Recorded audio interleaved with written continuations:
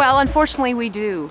We have now over 25 years of experience with successful curbside recycling programs, but unfortunately they aren't able to capture a lot of the beverage containers that are consumed away from home and in the business community as well. So we know from serious trial all over the world that we just cannot achieve high recovery of beverage containers, which is why we need deposits. It's terrific to have recycling opportunities available to everyone.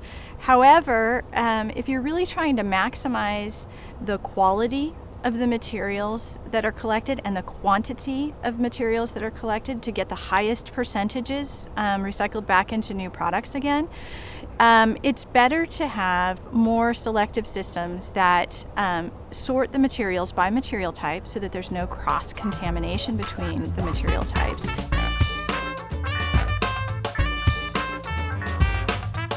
A really common misconception about deposit return is that it impacts on the cost of curbside recycling because the valuable materials are removed. But that ignores the fact that if you implement a different system like a deposit return system, you would obviously alter your curbside collection to take that into account. So the evidence shows that once those systems have been redesigned, local councils save money. You have to look at the costs that you're saving, not only from the recyclables, but when deposit return systems are put in place, they not only draw material from the recycling stream, they also draw material from the disposal stream. So there's a cost savings there from collecting those materials and disposing of them and at the tipping fee. And then there's also a benefit to the community from reduced litter. And litter collection is also very expensive. So the correct way to do accounting is to do full cost accounting and to take all of those things into account and look at what your situation is before and what it is after, make your comparison, and you'll always find that there's a net cost savings for the municipalities.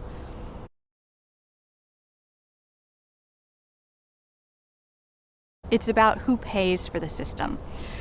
When the municipalities are paying for the costs, ultimately those are taxpayers and ratepayers that are paying for it. It's all us as consumers and citizens that are paying for things one way or another. But if it goes through the municipal system, it's not a cost that is borne by the beverage industry or the retailers. If it is an extended producer responsibility system, a deposit system, a take-back system, it is a cost that is instead borne by the beverage industry and the retailers. And again, that always comes back to the consumers. It's embedded in the price of the product. But it's a situation where that industry would prefer that not be their cost, and that's why they oppose it.